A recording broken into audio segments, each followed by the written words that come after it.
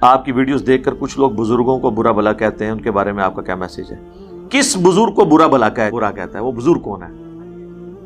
علی اجویری صاحب کو بزرگ قرآن میں کہیں لکھا ہوا ہے؟ حدیث میں لکھا ہوا ہے؟ تو مجھے آپ بتا دیں۔ لوگ بزرگ کہتے ہیں نا، تو گرو نانک بھی بزرگ ہیں۔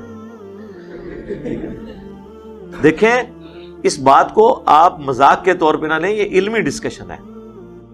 کسی شخص کا بزرگ ہونا لوگوں کی نظروں میں ہے نا۔ اگر کوئی کہتا ہے کہ پرانا ہو گیا تو بزرگ ہے، تو اشرف علی تھانوی بزرگ نہیں ہے؟ تو بریلوی تو کہتے ہیں اشرف علی تھانوی کافر ہے، اعلیٰ حضرت کا فتویٰ ہے اسام الارمین میں۔ تو خود بزرگوں کو کافر تو بریلوی خود کہتے ہیں، لیکن اپنوں کو نہیں، دوسروں کو۔ تو جب آپ کے بزرگوں کو برا کہتا ہے تو آپ برا نہ مانا کریں۔ اس وقت ہی آپ کو خیال آتا کہ بزرگ سانجے ہوتے ہیں، جیسے کہتے ہیں ماما سانجیاں ہوندیاں نے، بزرگ سانجے ہوتے ہیں۔ تو بات یہ کہ بزرگ ہے ہی نہیں ہے قرآن و سنت کی روشنی میں۔ ہاں، اب آپ یہ مجھے کہہ سکتے ہیں کہ جی آپ کس طرح کہہ رہے ہیں بزرگ نہیں ہے؟ ہو سکتا ہے ہوں۔ ہم کہتے ہیں جو ہو سکتا ہے ہوں اور ہو سکتا ہے نہ ہو، تو یہی چیز کافی ہے کہ ان کی بنیاد کے اوپر کسی کے ساتھ لڑا ہی نہیں جا سکتا۔ جو بزرگ ڈیفینیٹلی ہیں وہ صحابہ اور اہل بیت ہیں، یا وہ بزرگ جن کی کتابیں ہیں۔ سر جن کی تعلیمات تھیں نا، آج وہ بزرگ دیکھیں ہمارے ٹیبل پہ ہیں، کتنی احترام سے ان کو رکھا ہوا ہے۔ ہم سے زیادہ کون بزرگوں کا احترام کرتا ہے؟ تو علی اجویری ہوں، معین الدین چشتی ہوں، اور جتنے جتنے بزرگ، یہ لوگوں نے ڈکلیئر کیا ہے نا بزرگ، قرآن و سنت میں کہیں آیا ہے؟ نہیں۔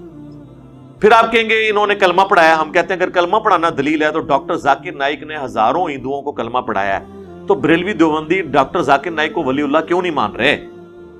ہاں، تواڈے بابے دی کوئی ویڈیو نہیں کلمہ پڑھانے دی، ذاکر نائک دی ایسی ویڈیو نے کہ وہ مودی خبیث نے ان کو وہاں سے ملک بدر کر دیا اس وجہ سے کہ اتنے ہندو مسلمان ہو رہے تھے۔ تو سر بزرگ پھر ذاکر نائک نو کیوں نہ منیے؟ جدو تک ذاکر نائک نو ولی اللہ نہیں منتے سی تواڈے کسی بابے نو نہیں مننا، کیونکہ تسی اگر کرائٹیریا یہ بنایا نا کلمہ پڑھانے کا، تو ذاکر نائک نے نہیں کلمہ پڑھایا، تو بریلوی مانتے ہیں اس کو ولی اللہ، پھر ہم کیوں مانے ان کے؟ یہی کرائٹیریا تھا۔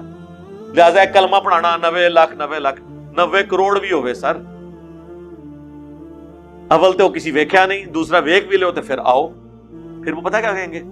کلمہ تو پڑھایا ہے ہندوؤں کو، لیکن ذاکر نائک جو ہے نا اس کے عقیدے ٹھیک نہیں ہیں۔ سر یہی مسئلہ آپ کے بزرگوں کے ساتھ بھی ہے، اکثر قبر چاٹو ہیں، قبروں سے مانگنے والے ہیں۔ ہم ان کے عقیدوں کو کیسے صحیح مانیں؟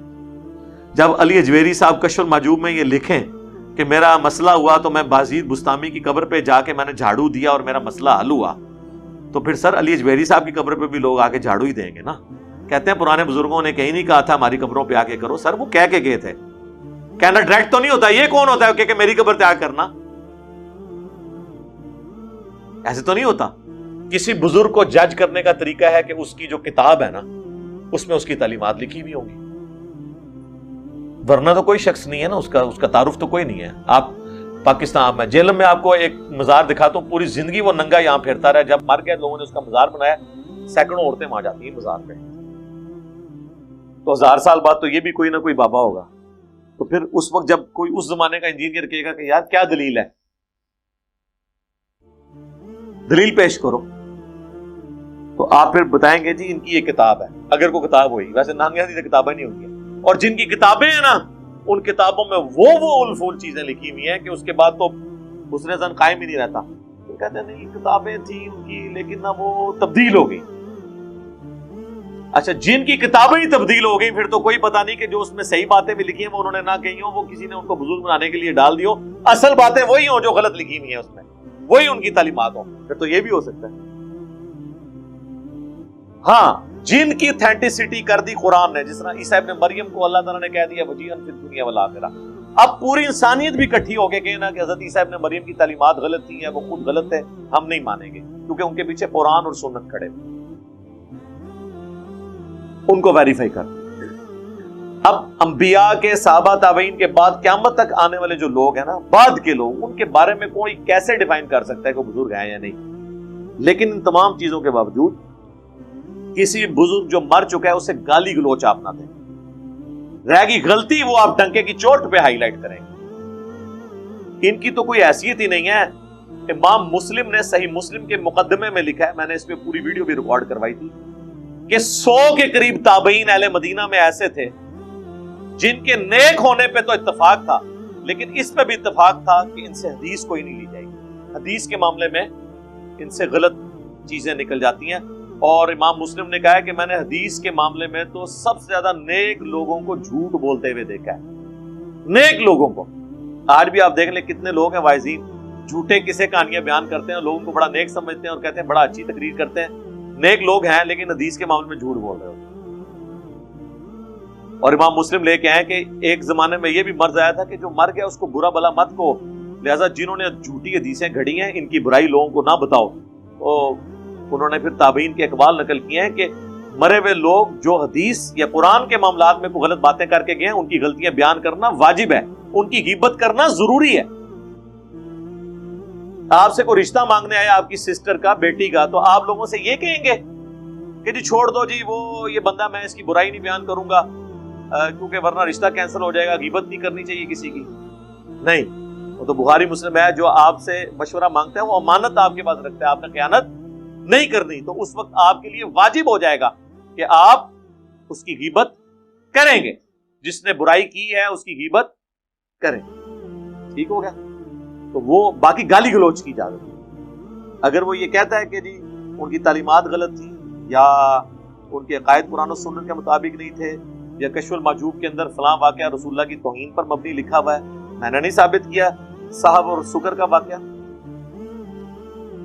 پاکستان لیول کے ایک بریلوی مفتی ہیں، انہوں نے تو مجھے یہاں تک کہہ دیا، میں ان کا نام نہیں لیتا، انہوں نے کہا کہ جی اللہ معافی دے، علی اجویری صاحب جانے اور اللہ کا معاملہ ہے، میں تو کبھی بھی اس واقعے کو آن نہیں کرتا کہ وہ زید ابن حارثہ کی بیوی کے ساتھ جو نبی اسلام کے بارے میں سکینڈل کشف المحجوب میں لکھ دیا، نعوذ باللہ، لیکن پبلک میں آگے وہ بیان کریں تو ان کی پبلک ہی ان کے ٹکڑے ٹکڑے کر دیں۔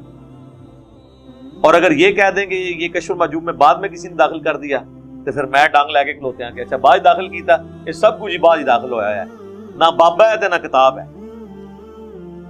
ہاں، if there is no کشف al Mahjub there is no Ali اجویری، if there is no Al Muhannad Al Mufannad there is no دیوبندیت، if there is no Assam الارمین there is no بریلویت، کیونکہ انہی کتابوں پہ کھڑے ہیں۔ اچھا، یہ ساری باتیں کرنا ضروری ہیں۔ اب لوگ کہتے ہیں کہ جی اب اتنا ہارڈ سٹانس لینے کی کیا ضرورت ہے؟ سر یہ ہارڈ سٹانس لیا تائیں دنیا تبدیلی آئی ہے۔ قرآن دی اس تے 1400 سال تو موجود سی، ٹگے دے ٹگے ہی مار گئے، ساڈے ماں پیو بھی، انہوں دے ماں پیو بھی، انہوں دے ماں پیو بھی۔ یہ میں نے ایک محاورتاً بات کر رہا ہوں کہ ہمارے باپ اجداد تو اس طرح ہی مر گئے، کتابیں تو موجود تھیں، میں نے کوئی آگے ایسی آیت تو نہیں قرآن سے نکال کے آپ کو بتائی جو پہلے قرآن میں نہیں تھی، نہ کوئی اس کا ایسا ترجمہ بیان کیا ہے جو علماء نے آلریڈی نہیں کیا ہوا تھا، لیکن صرف آپ کا دماغ کھولا کہ یار سوچو، خدا کے لیے جانور نہ بنو، انسان بنو، دیکھو یار اللہ کے بندو، سیریس لو اس ایشو۔ علی بھائی بریلویوں کی کتاب حشر بہشت میں چشتی رسول اللہ نعوذ باللہ لکھا ہے، میں نے ایک بریلوی کو کہا تو اس نے کہا کہ مجھے ریفرنس چاہیے، میں نے بازار سے بک خریدی لیکن اس میں پورا چھان بین کی لیکن چشتی رسول اللہ نہیں ملا۔ وہ اب نکال دیا نا جی، اس میں میری ویڈیو ریکارڈ ہوئی ہے نا، بریلویوں کو مبارک۔ باقی یہ ہے کہ ہم نے وہ پرانی سنبھال کے رکھی ہوئی ہے سر۔ ہاں